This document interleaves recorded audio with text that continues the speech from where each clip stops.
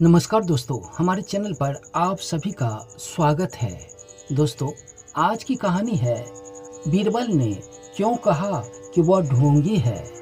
दोस्तों, इस चैनल को सब्सक्राइब नहीं किए हैं तो चैनल को लाइक सब्सक्राइब जरूर कर लें। तो चलिए कहानी की ओर बढ़ते हैं।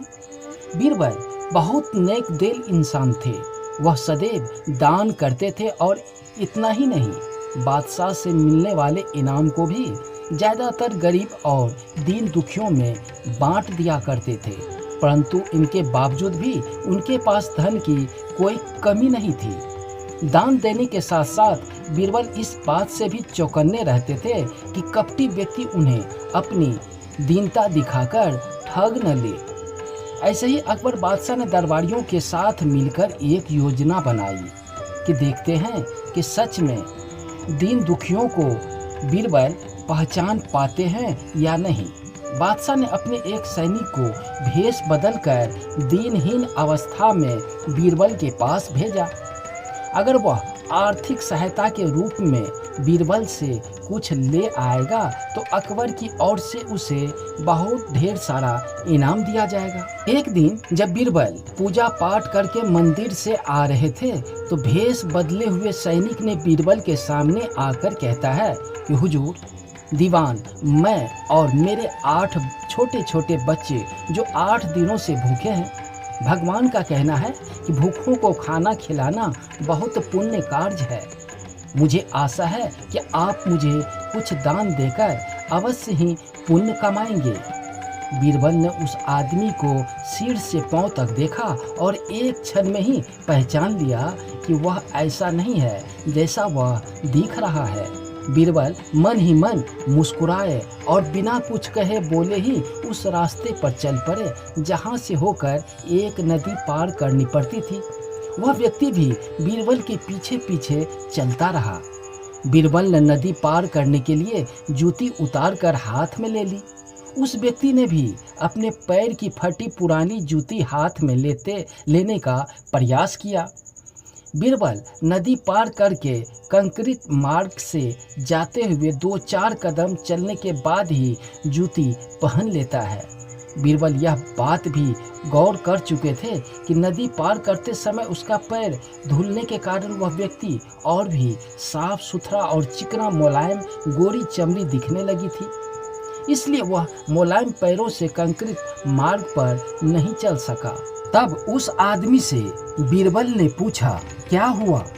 उस आदमी ने कहा, दीवान जी, दीनहीन की पुकार आपने सुनी नहीं? पीछे आ रहे व्यक्ति ने कहा।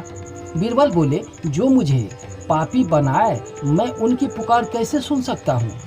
क्या कहा? क्या आप मेरी सहायता करके पापी बन जाएंगे? बीरबल ने कहा, हाँ, वह इसलिए कि शास्त्रों में लिखा है कि बच्चे का जन्म होने से पहले ही भगवान उनके भोजन का प्रबंध करते हुए उनकी माँ के स्तनों में दूध दे देता है। उसके लिए भोजन की व्यवस्था भी कर देता है। यह भी कहा जाता है कि भगवान इंसान को भूखा उठाता है पर भूखा सुलाता नहीं है। इन सब बातों के बाद भी तुम अपने आप को 8 दिन से भूखा कह रहे हो।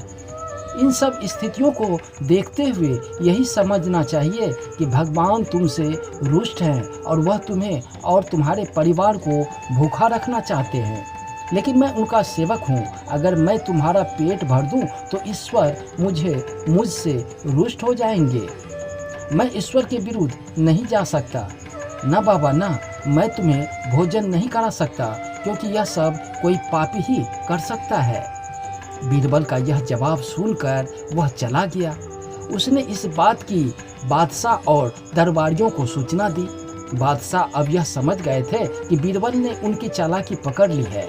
अगले दिन बादशाह ने बीरबल से पूछा, बीरबल, तुम्हारे धर्म कर्म की बड़ी चर्चा है, पर तुमने कल एक भूखे को निराश ही लौटा दिया, क्यों?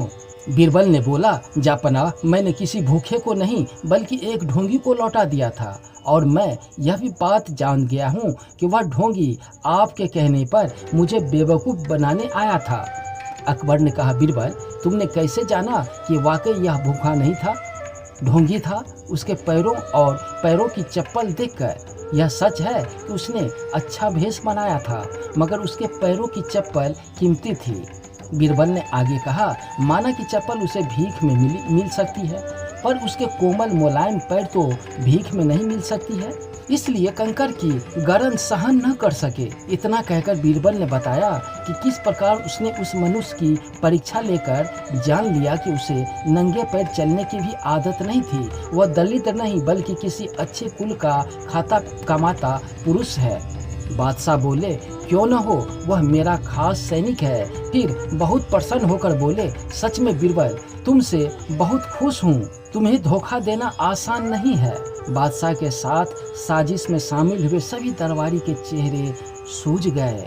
दोस्तों, अकबर बीरबल की इसी तरह की कहानी सुनने के लिए चैनल को लाइक सब्सक्राइब जरूर कर ले। धन्यवाद।